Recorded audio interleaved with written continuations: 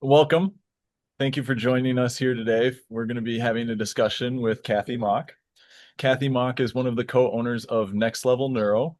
She has been around applied neurology training for a very long time. I like to introduce her to people as kind of like the OG. She sought out neurotraining for herself before neurotraining was really a thing in her own healing process. Um, so welcome, Kathy. Thank you for joining me. Thank you. It's good to be here. Uh, I'll let you share your story in terms of like how did you kind of find yourself in this world of applied neurology training?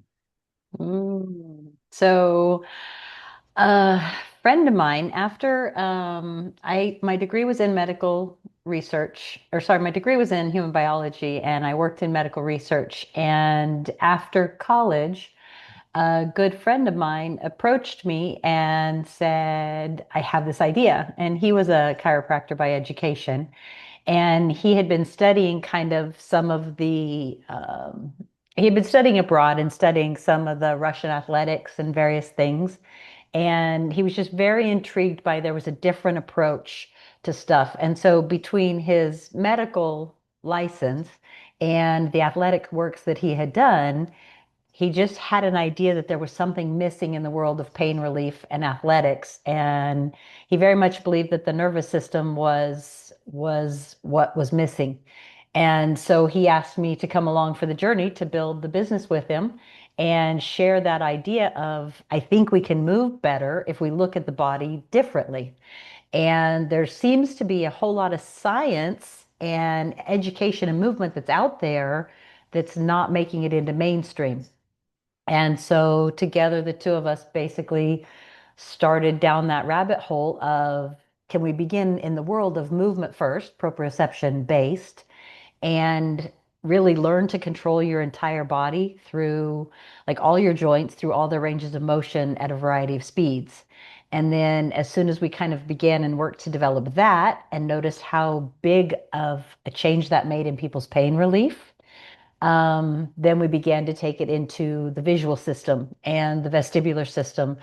And in short, you have to kind of recognize that we pay a lot of, over the years, we've paid a lot of homage to the nervous system being the governing system. And we read about it in textbooks, but it never changed our behavior, right? So you would read about how the nervous system is in charge, and here's how it behaves, and here's how it seems to respond. Okay, let's go on a diet, or let's go work out, or let's go train athletes. But the two bits of information, health and diets and athletics, they were steeped in tradition, not in necessarily the new available science that was there. And so applied neurology was that step into how do we allow the science to inform what we're doing in real time? And so that's kind of the very truncated version of it. Yeah, so when you describe it like that, with these pieces that we're missing, and then you mentioned the vision and vestibular, which since I've been in your program, I'm very familiar with. But like how do you break that down with people to describe what neurotraining looks like when this neurotraining, people do personal training, but like what's Mhm. neurotraining, right? Like, how do you see where people find themselves, you know, using words like neurotraining? If I'm really blunt and I'm really direct, you started with the question of how do you tell people about neurotraining? I don't. To be really direct, I don't. Because no one, and my joke is, no one Googles, what is my neuro problem because my low back is hurting? What's wrong with my nervous system because my knee hurts or because I have carpal tunnel syndrome? Nobody Googles their nervous system related to where the pain is.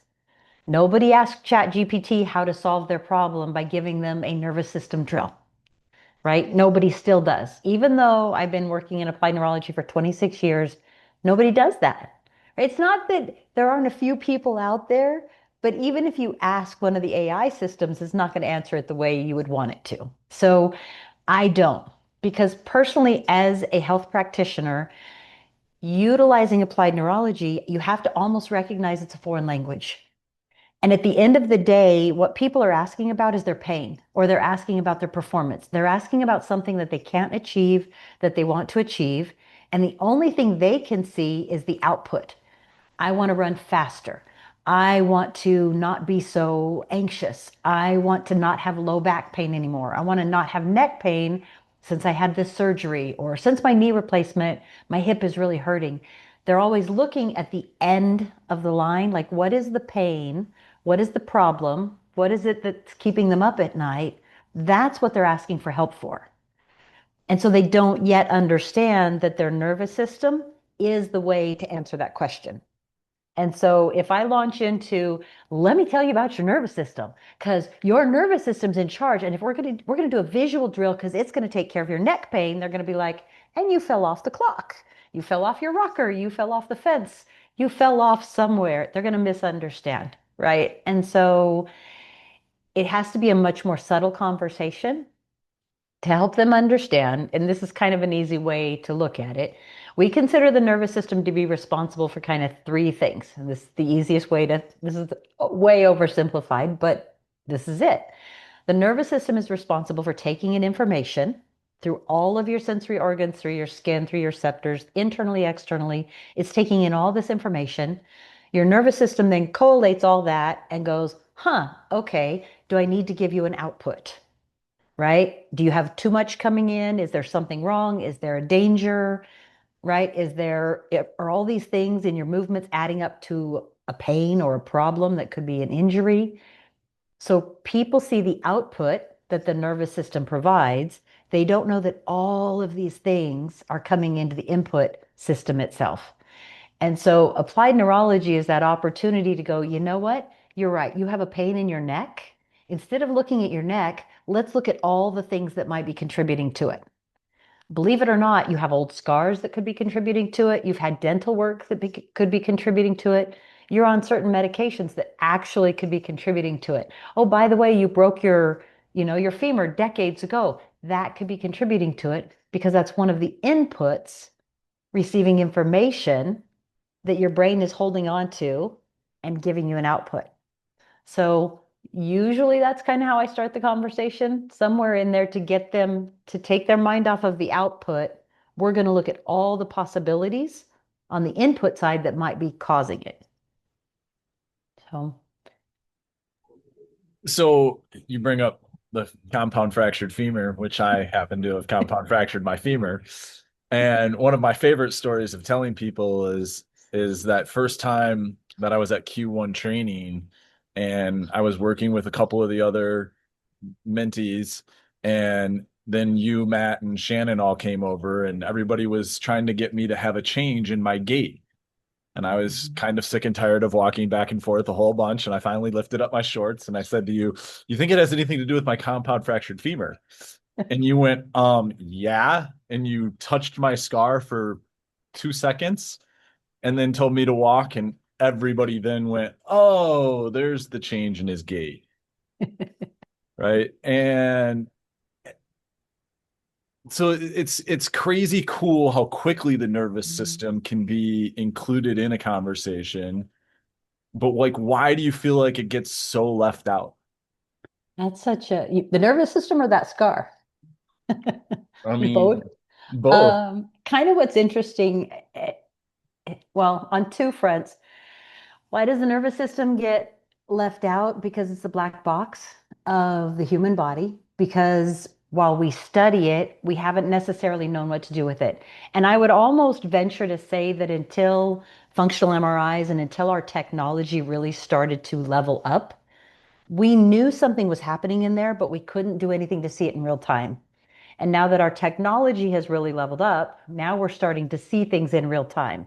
And we're able to kind of see what's happening in the brain while we're assessing what's happening in the brain. It used to be the only time we looked at the brain was after someone was dead. And well, it's not doing a whole lot at that point. So technology has really made it come into the conversation. So that's one thing. Uh, it's mostly overall that it's new. if I can really just say it that way. It's a newer piece of the conversation that we didn't have access to. And the sheer complexity of it is also what we didn't have the skill and the knowledge and the tools to work with until the last several decades, right? It's not that they weren't digging into people's brain several decades ago. It just doesn't necessarily mean it was healthy or that they could do it safely, right? Um, the funny thing about your scar is in our world, so often, if you think about it, when someone breaks something, some part of their body, one of the biggest things is, okay, is it bleeding? Is it broken? Do we need to put it back into place? Do we need to pin it or hold it or stabilize it or whatever? And then do we need to stop the bleeding? And we look at the big picture of those things overall. And then, very much what happens next is now let's rehabilitate your movement. Let's make sure the leg still moves up and down and left and right and back and forth and round in circles. If it's supposed to do that, let's make sure it moves in all of its ranges of motion and let's try to make it strong. But what's interesting is people often don't look at the scar. They kind of just go, it used to be thought that scars were inert. They just are there, right? But in reality, what we kind of understand now is that scars, while they are different tissue, they hold a lot more value to the brain because an injury has been there before. And so oftentimes scars are overlooked in the rehabilitation process. And yet the brain is very intentionally going, I have to pay attention to that area of the body because something went very wrong there before. I need to make sure nothing goes wrong there ever again, right? So the brain is holding a certain amount of energy on that scar at all times. So simply by paying attention and saying, hey, we're here, and doing a little bit of touch or skin stimulation to that scar, oftentimes the brain goes, oh, you're going to pay attention to me. Oh, you are there. It is safe. I can move that leg in a different range of motion or that muscle in a different range of motion. I can let the skin relax a little bit in a different range of motion and move slightly differently. So oftentimes scars are just ignored in the process. So yours, and that's, I mean, we see that in surgeries all the time. The scar is kind of the neglected stepchild, but the nervous system is going, I got to protect this thing. So I'm going to hold the area very safely and very securely, even though it should move like normal tissue, I'm going to hold it tight. So the brain is diverting a lot of energy there, number one. And the scar itself needs to learn to move again more like normal tissue. And it just isn't part of our rehabilitation process. Um, so I mean that was a big moment for me for my own buy-in to the this neurology work, right? And and at what point, I hear you often interject with new experiences about every quarter where you're like, in my own neuro training, this thing is now changed in my life. For a Mm. while it was pickleball and my vision's offline and my vision's online and but like where did you really find that you mentioned in the beginning of the call, like there's more here to this. Like what Mm. was that defining moment for you where it was like, internally you just got it. It was like there's a bigger deal here. Um, I'm, I believe it was around 2007, and which is kind of obscure, random, I know, but I was literally walking through an airport and I was traveling to another city to go teach.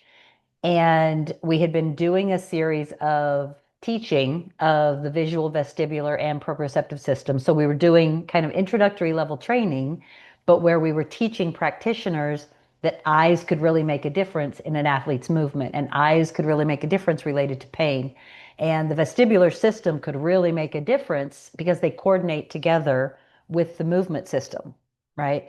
And it was very early on in training where we were starting to look at the systems together and being able to put different input in, give a person different exercises to do. And I remember walking through the airport going, wow, this is a really big deal. This is not what's happening in the training world. This is not what's happening in the medical world. And there was that light bulb moment of this could really change medicine and health as we know it. Um, because so much, even in the early 2000s, so much of rehabilitation was if the pain is a problem and the pain is severe enough, we're going to give you a pain killer or a pain numbing agent. But there was nothing about that pain numbing agent or painkiller that was healing. It was a, can we keep you out of pain, hopefully while the body heals itself, right? And there was something in, I had seen enough people have pain relief and have really big athletic change through small exercises, through small vision training drills, through different small, simple activities that all of a sudden it was like that light bulb moment of this is a really big deal that we could train people differently. And I had heard enough people say, oh, the body, once it's broken, it's just, it never gets better. It never heals itself. It never, I'm always going to have pain. I'm always going to. And I was seeing so many athletes that were coming back from major injuries and high level Olympic athletes that were getting that tenth of a percent, hundredth of a percent better in a session. And it was like, this is a big deal. We've missed the boat by not putting the nervous system together with practice. And the last thing that kind of put it all together for me is I was seeing change within a session. So that immediate change, like you were talking about, that day we were there with you and we walked up and I touched your scar and gave it some attention and just got your body's attention, your brain went, oh, and the change was immediate.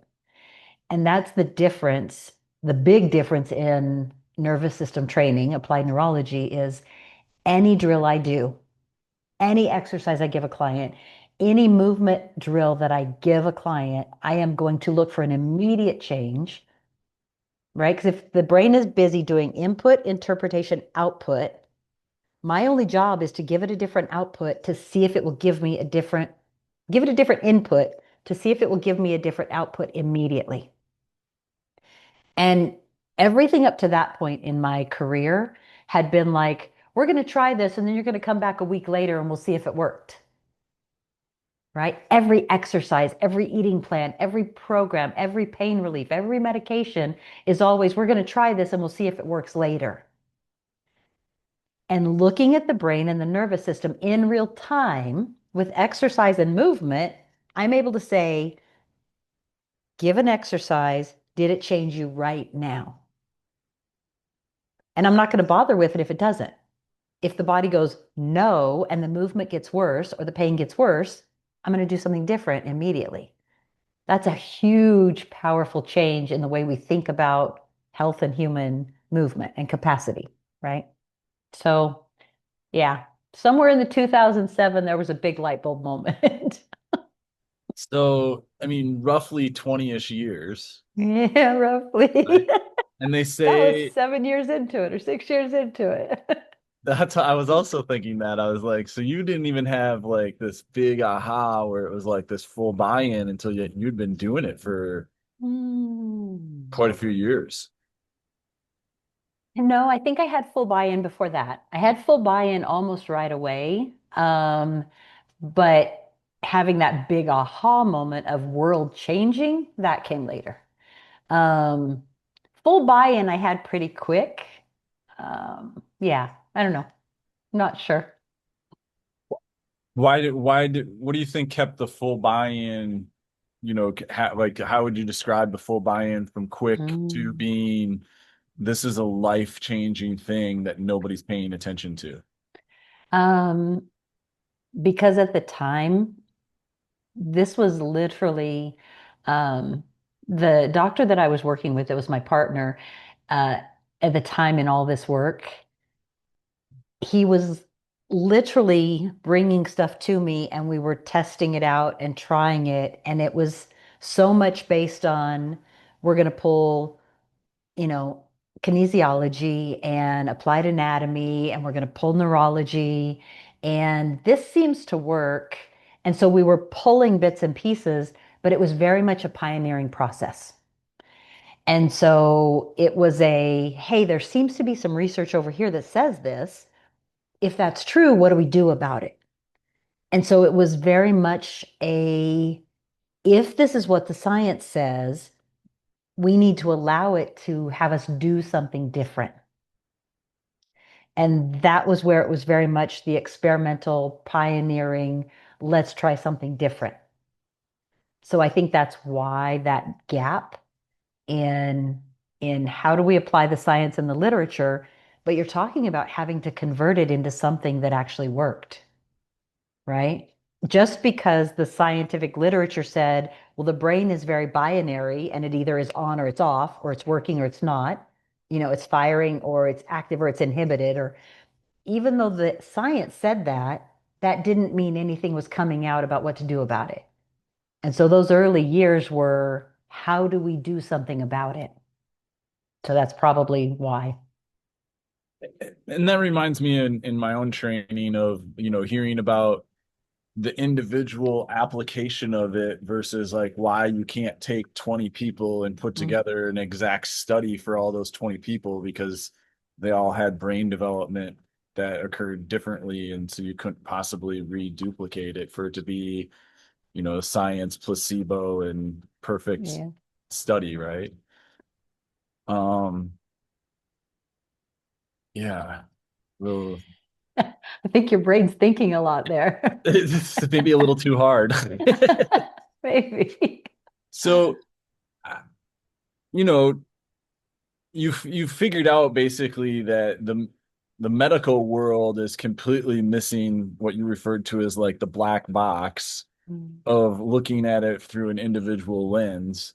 And then this has been ongoing for over 20 years.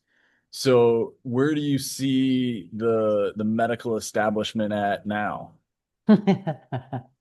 Um, I think the biggest reality is I don't think in Western medicine that the world is ever going to, I don't think the world is ever going to step in to the depth of applied neurology that's capable or that's possible because there's not money in, if I, as a coach, teach you as an athlete how to work on your own rehabilitation, how to keep your eyes functioning as you age, how to keep your balance working really well as you age, how to increase your athletic skill as you age, not decrease it with age. If I can teach you those things, where's the money in the pharmaceutical, right? Where's the money in the surgical implants or the knee replacements, or the money isn't there. And I hate to say it, but yes, if I fall off a roof and my pelvis is fractured, I am thankful that I live in a country where they can put it back together again. And if I live my life on the other side of the spectrum and I'm going along and I'm happy and I'm healthy and they can't make money from me on a day-to-day basis, I'm not their best client. I'm not their best patient. And so I don't know that the medical world will ever fully embrace the potential of how healthy humans can be through self-care, right? And working with a coach. So that's a kind of a sticky opinion, but it is my full belief. So, I mean, who do you think, I mean, everybody has a brain, everybody has a nervous system, so it's like who is this for? And it's like everybody. Hmm. But at the same time, like who do you see that just keeps finding their way into this world and As a discovering teacher or neuroscience? as a client kind of thing, or as a teacher? Both.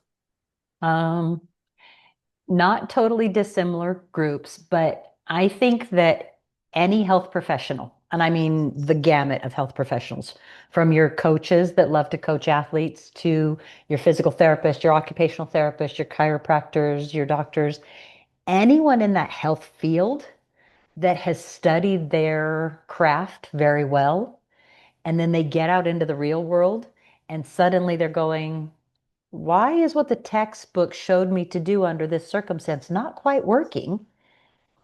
It creates a seeker mentality, right? Of, I was told to do this, if this, then this. And most of our health education training, the majority of it is neck down, if you really think about it. If the problem is the hand, then I need to work on the hand. If the problem is the foot, then I need to work on the foot. And the health world, even the athletic world, specializes in being very specific. And so when someone gets out into the real world and they're working with athletes, they're working with people in pain, they're working with people that are coming out of surgery and trying to recover, there's this deficit in their learning and they get frustrated. So, what I find is the people that are seeking an applied neurology education have found a little bit of discontentment inside of them when they can't help their clients. When it's like, well, I took my client through the drills and they're better than they were, since the surgery, but they're not better. Why can't I help them be better? And in some cases, there are health practitioners that will blame the patient because they're like, oh, they're just non-compliant. There are some health practitioners, they'll be like, you know what, maybe I didn't do my job well enough. Maybe I didn't learn well enough. Very rarely do they blame the system that they were taught. The seekers actually go, if I'm doing my job really well and my athlete is doing their job or my patient is doing their job really well, maybe the system is broken. Those people are the ones that often come and they're like, what else can I find that will actually help my patients be better? What else can I do that will help them get back to a healthier life instead of settling for, well, you broke that, so you're never going to be the same again. It's okay. Just learn to live with it. Or you're getting older, just learn to live with it. So, on the clinician side, the coach side, the people that are discontented with the norm, those are the ones that look for applied neurology. On the athletic side of it, on the personal side of it, usually, this is my opinion, it's similar. It's people that are discontent with, I'm not going to accept that, well, just because I'm older means I'm getting worse. I'm not going to accept that I just have to go downhill. It's those people, and I'll give you my fun example. It's those people that at 40 years old are like, I don't want to wear glasses. Why should I have to wear glasses just because I'm 40? Just because I'm 42, why should I have to wear glasses? I am much past 40 and 42, and my vision is still perfect at this point. Perfect by eye doctor standards, right? Because I've trained it. Because I didn't take the status quo answer of, you know what? You're just getting older. Your vision's just going to get worse. But it doesn't have to. Your vision doesn't have to get worse with age as expected. Your balance in your vestibular system, your athletic capacity because of that doesn't have to get worse just because you're getting older. Your movement fluidity doesn't have to get worse just because you're getting older. And in my opinion, kind of like you said a minute ago, you should be able to take on a new sport every year of your life if you want to. Like, why not? So, yes, pickleball is my most recent sport of choice because it's kind of fun. It, all of that answer just reminds me of your youth saying that neurology is the science of hope. Mm. Okay, you Uh, want to hear a funny story? I'll yeah. interrupt you. I said this to someone yesterday, and because she was asking me about the program and what there is to learn and why, and what's it going to do in business and benefits, and I said, well, we call applied neurology the science of hope because it really does create opportunity for aging better and not just declining with age. And I said, I used to say, if you're not dead, you're not done, but not everybody likes that saying. So it evolved from if you're not dead, you're not done to the science of hope. So when you learn about neuroplasticity and metaplasticity, and you learn literally, if you're still alive, you still have potential to grow, to learn, to change. And so if you're not dead, you're not done. And that is 100% counterintuitive to our medical world. Our medical world is like, you're on the decline, just get used to it. My 87, is he 87 or is he 88? Did he just turn 88? Sorry, I'm trying to remember my dad. I think he just turned 88 this year. My dad had a stroke about 6 months ago. And this time they were like, he needs to be in hospice. He's not going to go home. He's never going to walk again. This is kind of like you need to prepare for him to he's going to decline. You're just going to need to prepare for this. And the medical world put him through everything. And it was a little sad and a little scary. And there was something intuitively in us that was like, no, I don't think so. Right. So happy to say that even though my dad was kind of told he was going to have to go on hospice and this was the end and get used to it and so forth, that was in September. So September 18th, what, 6 months ago now? Is that 8 months ago? He was back home before Thanksgiving 2 months later, back home, walking, showering on his own, moving about the world, doing his own thing, right? So he and my mom still live independently now. But the medical world looked at the tests and did the exams and watched what they saw and in everything and said he can't. And we went, yeah, but what if we get him a good coach? What if we don't take no for an answer, right? I'll tell you one other story just like that. In 2000, would have been about 2006 or 8, actually. So about 20 years ago, my mother fell off a ladder and broke her fibular head, no, tibia, her tibial plateau, broke it. And at that point, I got her into a special doctor that I knew about, and he's like, you know what? Her knees are so bad, we need to probably just go ahead and do knee replacement. Because if we don't do knee replacement, she's going to be back in here in a year or so because she's going to be in so much pain. She's not going to be walking, blah, blah, blah. And I'm like, yeah, okay, I'll tell you what. Let me just see what we can do. And so we began to work with her movement while her leg was casted. We began to work with the rest of her body and movement. Did the 8 weeks or 12 weeks, whatever it was, where she was in a boot and casted. And then we began, after the cast came off, doing rehabilitation. And 20 plus years later, she still has her knees. They're still just fine. She still gardens every day. She'll still takes care of her roses every day. I mean, they're 80 plus years old, right? I mean, 86, 88, and 85, and yet they're still living independently and strong. So while we like to say it's the science of hope, that's why. But the little tackier reality is if you're not dead, you're not done. And don't let anybody tell you you are. Like that's I love it. I love it. So earlier you said people can, we get the change immediately. We give them a new input, we see a new output, or hopefully a better output, but might just be a worse output.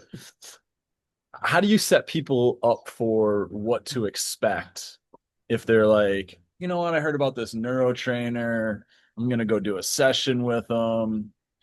Like, should they expect miracles in one session?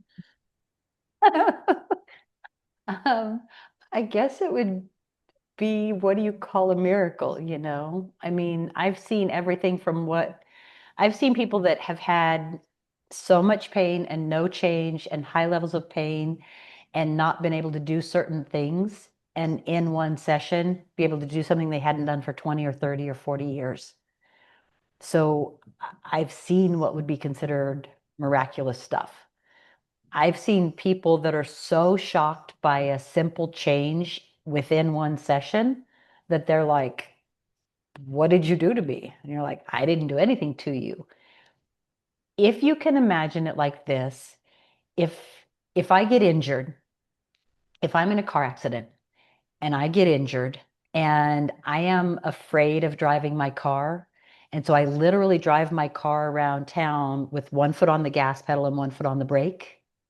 If I literally drive through town like that and I just happen to be pushing on the gas pedal a little harder to go, then I'm pushing on the brake. If you could imagine how unhealthy that would be for the car itself, how unhealthy for me, how overall it's just really bad. In one session, if I can give the brain and the body enough movement that it's lost to recognize that it's safe and it takes its foot off the brake, and suddenly the car's like driving smooth and not doing this kind of a thing, For so many people, that feels miraculous immediately, right? I didn't do anything to you, but if I can give the brain some of the missing information that came because of an injury or came because of an illness or came because of a medication, if we can give the brain enough activity in the right area, it goes, oh, I don't need my foot on the brake right now. And suddenly the car is driving smoothly, right? And so, do I think everybody can expect that? No. Do I think that they should? Yes. I think that when you do an applied neurology session, if you get a good coach, you should see something that's an immediate change within the session. Yeah. You'll see that. I'm going to go with 94 to 98% of the time. You're going to see a definitive, this is better than when you came in the door. Occasionally you see it's not. Sometimes that's related to, is the person on medications that are so strong the brain can't perceive the change. I mean, I've had a lot of clients come in and they're on two over-the-counter heavy medicines and two recreational pain medicines, and they're on them at the same time. It's harder to get their body to go, hello, hey, because their nervous system is so dampened down. But usually those are the only cases where you don't see something dramatic in a session. And then I guess the other thing that you mentioned was helping people have their own toolbox, Mm, right? Like it's like you're giving people the ability to impact their own life so that they don't have to just keep outsourcing whatever their pain is to somebody else, yeah. right? So as you know, you've modeled since I've been in the community, like you do your own training, you continue to have changes. Mm. I mean, you really would suggest that neurotraining is pretty much for anyone and everyone for the rest of their life, unless they're just okay with, life going to crap on them and becoming dead. Well, that's one way to put it. Um, I'm in two minds about this, but let me kind of explain what I mean. I am very much of the opinion, and I use this saying a lot, it's really hard to read the label from inside the jar. I am inside my own jar, and so I really strongly believe in a coach to help me read the label from the outside, to see what I can't see because I'm living inside of it. Right. And so if I want to become a better athlete, if I want to become a better mover, if I want to live my best life, then I want to work with a coach with some regularity, someone that can look at me from the outside and go, oh, try this exercise or do this many reps, or let's do some more vision work today. Or you know what? Let's increase your calories today because you're probably not getting enough calories for all the vision or vestibular work that you're doing or all the movement training that you're doing. And so I want that coach from the outside, but there's a big difference in a coach that looks from the outside and gives you recommendations and suggestions and helps you choose how you take care of your body and yourself, right? And works with you to do it really well versus someone who does it for you, right? If I go in and I lay on a table and someone does fancy work with me, fancy proprioceptive work, whether that's chiropractic or acupuncture or massage or any of the or physical therapy, any of the other dozens of modalities, if someone does it for me, that's different than if I learn to do it for myself. So I love those modalities, but they are not the same as when my brain and my body learns firsthand how to actually make the movement happen myself. So I want a coach from the outside coaching me, but I don't want to lay still while someone moves me. Just like I wouldn't want you standing behind me lifting a weight for me. Good job, Kathy. Keep going. You're doing great. My muscles are like, cool. Glad we can participate, but they're not learning anything, right? So it's that. I want the coach. I just don't want someone to do it for me. I want the autonomy and the growth of doing it myself. So you have um, multiple programs for people. You have the Neuro Advantage. You have Neuro Fundamentals for people. You have the full long year mentorship for people to, go down the very deep rabbit hole of all the different pathways and possibilities as to like what neurotraining is. I'm doing it for the fourth time. That's okay. I'm Um, doing it for the 26th year, so it's all good. yeah, there's Neuro Plus for people once they graduate that program. Is there anything that you want to share about one of those programs in particular or anything else? Mm. Like I'll put links below for people to check those out, but is there any bit that you want to share about that won't just be a Um, link? let's see. Um, I think it probably goes back to what you asked me a minute ago is like, who are the kind of people that want to come after this? You mentioned the neuro advantage and neuro fundamentals. There's a lot of, if you're one of those people that's just like, don't tell me what I can't do. I don't want to just get worse because I'm getting older. I don't want to have to put up with carrying glasses around all the time. I don't want to just know, oh, I used to play tennis, but now I don't. Oh, I used to do this, but now I don't. If you're one of those people that doesn't want to just put up with being told, you just got to get used to it, you're getting older, then I would highly recommend any of the free webinars that we've done as a starting place for your own curiosity. And then Neuro Advantage and Neuro Fundamentals, both of those are actually useful if you're just going, don't tell me what I can't do, which is a lot of my mentality. Don't tell me what I can't do. I'll show you what I can do. If that's you, then those are probably the products I would recommend. If you're curious about applied neurology as a practitioner, I would still start with those because if you're looking for why does this matter? How is this going to differentiate me from every other PT or every other coach or every other osteo or every other? How is this going to separate me? I would start with those products because you can kind of dip your toe in the water and go, oh, this is pretty cool. I like this. It's like nothing you will have ever done before. Even if, and I will tell you this, even if you went through medical school and you learned the cranial nerves and you learned all the extraocular eye muscles and you learned all the vestibular system and you learned about all the different nerves, even if you learned about those in school, I promise you what they didn't teach you is what to do about them. And this is where you go, okay, what does it mean that I know the cranial nerves? What do I do with it now when a patient is in front of me and they're complaining about this pain or that pain, right? What does that mean? So I would still start with those products if I was you, just to get a taste of it to see if you like it. I would start with the any of the free webinars because I love them and they're great information, but they'll give you that dip your toe in the water, see what you think, and then consider the mentorship if you really want to. If you're one of those kind of practitioners that's like, yeah, I want more. I want to be able to help the people that nobody else can help. I want to be the one that's different from every other personal trainer, from every other physical therapist. I want to be the one that's different than everybody else. And so if you've kind of got that gut feeling like there's got to be more, there's got to be more, I got to be able to help more people, that's where I would step in and lean towards the mentorship program itself because it gives you the who, the what, the where, the when, and the why, and how on a weekly basis to be different and better and stand out from the crowd. The one thing you didn't mention that I would tell you is I would actually tell you to consider within the mentorship, we also do business coaching.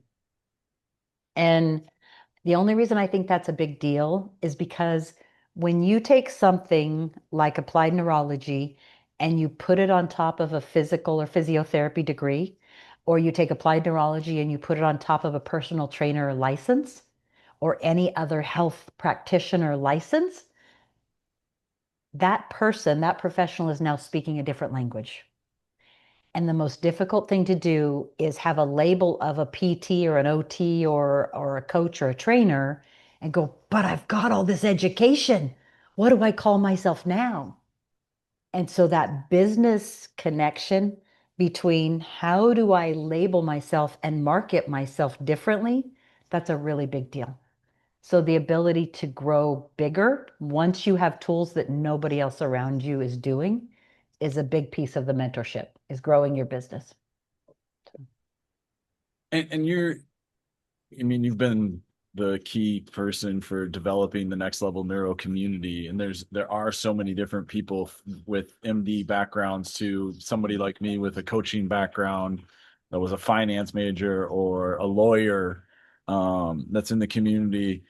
You know, everybody's experiences and then their own training kind of brings them to the table with like this different sort of lens, Hmm. right?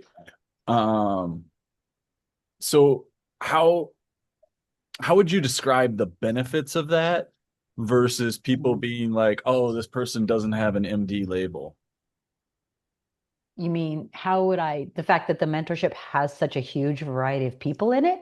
Yeah, like, Oh, I've got my dolphin retreat coming up, right? yeah. And like my background isn't in the medical world with licensing and stuff like that. So like what makes that exciting from your perspective where it's like, no, there's these people that we've been teaching this stuff to and they're amazing for these reasons. Uh, Um, I honestly, so one of the things I learned early on is one of the best ways to learn about your field is to go outside of your field and listen to someone else speak about it and how does it apply to your field. And so I truly believe that the reason the mentorship is so special is because it has such a diverse background of education of people. And if you think about the doctors, the lawyers, the educators, the teachers, the dancers, we have a huge variety of coaches and people that are in the mentorship. And each one of them brings their own level of like precision and expertise to the field itself. And I think that refines and it sharpens the actual tools themselves, right? Because you, for example, as a coach and your dolphin retreat that you have coming up, you didn't come into the mentorship, you didn't come into applied neurology with all the baggage of a chiropractor, let's just say. And I don't mean a chiropractor baggage in a bad way, but they've learned a certain specific set of skills and tools. And they have that lens that they're viewing everything. You came into it as a coach. And so when we go, hey, Joe, look at this cranial nerve and watch this person walk and try this drill, you're like, okay. Where sometimes someone with a specific educational background, when we tell them to try certain tools because of a brain pathway, they're like, well, why would you do that? That doesn't make any sense based on what I know. So occasionally, someone with a precise education will get in their way of learning new information. And someone like you will come along and go, okay, I'll try it. And you'll do it. And then you'll try it with every client that you can get in front of who matches that need. And you're like, I worked with this many people this week and I did this drill, and this drill. And it was so great because they all got better. And so you as a coach with no background, quote, from that specific field, will then teach the chiropractor or someone with an MD a very different way to see it, right? Someone like you may come into it more fearless than someone who is very specifically educated. So it creates a really well-rounded community that's different than anything I've ever seen. And when the mystery's in the history, Oh man, we've all lived that one. That, as far as I know, that is a medical, that's something they teach in medical school or in certain health schools. And that one will bite you every time. Every time you forget it, someone else, if you're working with someone and you're not getting a great result, and you bring in another coach or another therapist to come work with you, and they look back at the history and they try a drill based on the history, you'll be like, ah, should have thought of that. yeah, it's the mystery is always in the history. And I mean, that happened my very first, my high level client, one of my very first clients. I got stuck and my business partner came along And he looked at her history and he chose the simplest drill. And I was like, oh, okay. And so, I mean, that was very poignant to me. But then this just happened to me a week ago. I've been having an ongoing decline of right side shoulder pain, elbow pain, wrist pain, hand pain in like more in my like push-ups and weight training using my right side. And been doing everything, been trying everything, been working on it, working on it, working on it, not getting any better. And then I had another coach come along and go, well, what about that scar on your right shoulder? Ah, yeah, I don't think it's anything. Well, let's try moving that scar. Let's try touching that scar while you do that lift, that overhead press. Let's see if it makes any difference. Mysteries in the history. 7-year-old scar, and there you go. Um, the last thing I want to touch on with you is development. Because Okay. like it's like when we talk with adults that have had a developed brain, it's like you're looking at all of this mystery in the history and you're doing these assessments and you're figuring out like what's going to be the best inputs for them, right? Yep. And then there's working with children, which you also do, where you know their brain is developing at certain stages. So then you get to kind of apply these same tools to then help their brain develop faster, more quote unquote normally. I don't know which right language to probably use in there. Um, but it's just another piece, I guess I wanted to hear you touch on because one, you're a mom, you're a grandma. So like you see these developmental things play out, you see the societal things play out. Um, how do you want to approach that subject, knowing Tell me, because that's one that I could go on a soapbox for a really long time. So give me an angle that you want me to hit that one from. What are you most curious about in that regard? like I guess the what should a parent's curiosity be in that regard? Right? Like if they're like at what stages are, I mean, everybody's developing when they're a kid. And so if you're a parent, you've got a kid that's going through development, right? So like they just watched this interview and they learned all of these different things, but now I feel like they can be done with like this new form of empowerment versus fear of their kids' development. Do you think, I mean, I guess I was going to say, do you think most parents are afraid of their child's development? But we do worry a lot about our children as they're growing. Um, I think Well, there's always the comparison of like my kid is in this percentile, whether it's height or weight or grades or whatever. yeah, or scale, or yeah, So I feel like parents are constantly being bombarded with a comparison for their child. it's true. I think they are. Um, The one thing that I think happens less and less in our world with children is younger and younger, we're trying to get them to sit still and we're entertaining them more with a phone, an iPad, a device, a computer, a television. We want them to sit still and be quiet or sit still and so we've lost a lot of that early childhood development of play, of just discovery and play and imagination and creativity, because oftentimes parents are now choosing, because maybe they have to, put their child in daycare or early school very, very young. And so many programs are run by, I have to have the kids sit down and they have to do, there's just not a freedom of creativity and a freedom of play like maybe there used to be decades ago. And even in restaurants or traveling in cars, or we've resorted to our kids sitting with a device in front of them, right? And so, besides the loss of play, on the other side of it, there's also often early specialization where children are being put into a single sport and they're doing that sport every year. or all the time, and they're not just exploring bilateral games and play in general. And so between the sit here, be entertained because we're at dinner and I want to make it through dinner without there being any meltdown. So I'm going to give you this device and you're going to stare at it, which causes the kid's head to be still and their eyes to be still and they're not moving and they're looking at this little box, right? All of those eye movements and head movements and body movements are what create our athletic map.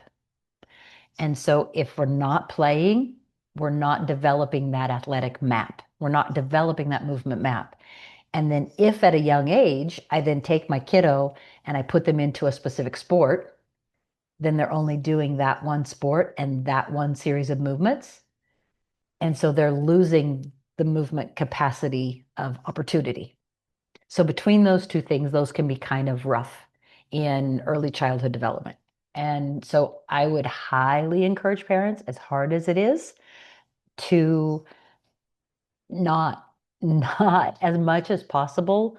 Don't let that kid just sit and be staring at a device or a digital thing or a because they need the opportunity to have their eyes move in all the different directions and their head move in all the different directions and their arms and legs move in all the different directions. All of that, if you think about it, because it literally is a map in your brain of movement that creates their capacity, that limits their pain and their allows their performance to happen as they age. If you think about it like a map, if you think about any map, think old school map, paper map, pull that thing out. It was kind of always a little scary when you had to go somewhere and someone handed you a map and it had like one route and you're like, okay, but there's no landmarks on here. I've got a freeway, I've got a highway, I've got a street, I don't, and there's construction. The map doesn't show me which one it is I'm supposed to take.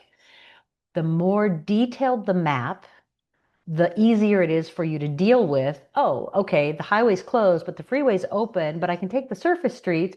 Okay, I can take the surface streets to here, then I can jump on the highway, then I can jump on the freeway. I'm going to be there in 20 minutes.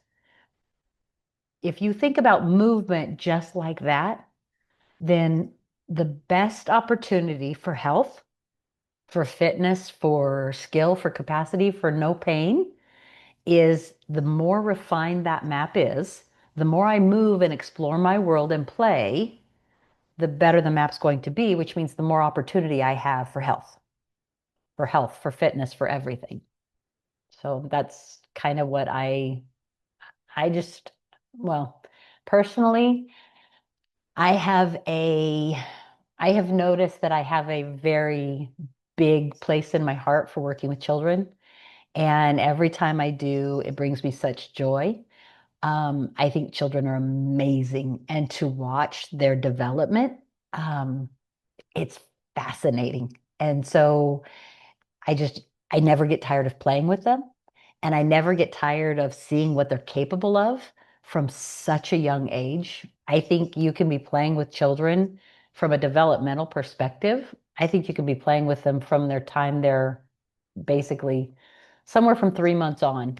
You're just, it's play and it's games and yeah, it's watching them grow. And people vastly underestimate what babies are capable of. Is there something that you see, that gets diagnosed a lot or that's repetitive that kids are facing today where you're like, their nervous system didn't get the right development, so it needs better training?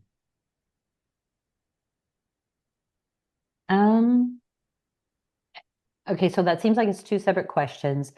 Am I seeing almost like a diagnosis as a result of the nervous system being underdeveloped? Is that kind of what I'm hearing you say? Yes. Um, I mean, yes, I'm not going to draw a one-to-one correlation, but I think you see a lot. I mean, childhood obesity is sadly through the roof. Um, uh, diabetes is very high these days. ADD and ADHD is severe. Childhood anxiety is at numbers you can't even imagine that we would have thought of this 20 years ago, 30 years ago. You would have never imagined that children are being diagnosed high stress, high anxiety. Um, Yes, a lot of that I do believe. If you think about, and I'm going to give you just one simple example, if I give a child a phone and I put them in front of a phone or an iPad or something small and digital, and I have them looking at that for even hour to 2 to 3 a day, maybe sometimes they're doing their schoolwork on it. If their world exists inside this little box, then all of their movement is happening inside this little box, right? And so that lack of the eyes needing to go somewhere and the head needing to go somewhere and the body needing to go somewhere, it actually sets the stage for all of those things to happen. So, yeah. If you want to get really, if you then couple on top of it, low food quality, I think parents often do the best they can with the knowledge that they have, but sometimes it's actually hard to, you have to intentionally want to find high quality food, high nutrient dense food. And it's so much easier to just find a fast food, a simple food, or something that's maybe not even a food. So if you couple a lack of movement with a low nutrient dense diet, it's a recipe for all the things that children and teens are being diagnosed with now. Yeah, Yeah. interesting times. Yeah. Um, if somebody is watching this and they want to get in direct contact with you, is there something that is a place that you want to direct them to? Um, they can go to Next Level Neuro on Instagram. They can also email me directly at Kathy@nextlevelneuro.com. It's just KATHY@nextlevelneuro.com. I have no problem kind of helping people, steering people, answering questions. And it doesn't, you don't have to want to get into applied neuro to want to ask questions and know what's possible. I think the biggest place where my heart longs for to help people is I think you should have options. And too often people they have a symptom or a pain or even sometimes a diagnosis, and they're told this is what's going to happen.